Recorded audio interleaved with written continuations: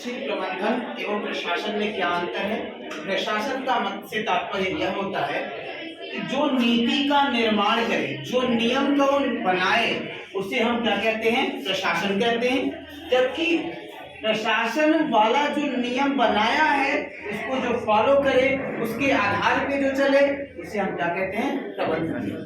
प्रबंधन के कुछ सिद्धांत हैं।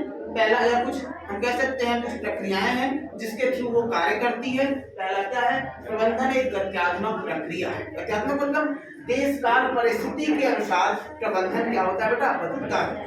हर सिचुएशन में प्रबंधन एक समान नहीं होता है। जैसी प्रकृति देखता है उसके आधार पर प्रबंधन बदलता है। दूसरा, अनवरत प्रोसेस। अनवरत प्रक्रिया का मतलब ऐसा नहीं कि बीच में ही काम छोड़ के आदमी चला जाए। प्रबंधन जो नियम कोई भी बनाया है, जो प्रशासक या जो एडमिनिस्ट्रेटर जो नियम बनाया है, उस नियम को के आधार को फॉलो करते हुए क्या करता है, जब तक उस परिणाम तक ना पहुंच जाए मैनेजर, उसको क्या करता है, कार्य करता है। यह एक सामाजिक प्रक्रिया है। ऐसा नहीं कि हम अपने व्यक्तिगत हित के लिए हम क्या करें, दूसरे का नुकसान कर दें। जैसे मधुरा रिफाइनरी के थ्रू जो SO2 निकल रहा है ना, सल्फर डाइऑक्साइड जो निकल रही है, ये सल्फर जो गैस निकल रही है, उससे ताजमहल का नुकसान हो रहा है।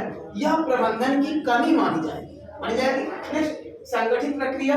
कोई भी प्रबंधन करता जब तक एक आपस में संगठित समन्वित ना हो के कार्य करें, तब तक वो प्रबंधन प्रभावी नहीं होगा। नेक्स्ट, सार्वभौमिक प्रक्रिया। प्रबंधन हमेशा सार्वभौमिक होता है। सार्वभौमिक का मतलब चाहे जो अमेरिका में जो नियम है, जो रूल है, वो इंडिया में भी होंगे। अर्थात हम कह सकते हैं कि किसी भी सिचुएशन में प्रबंधन एक समान होता है।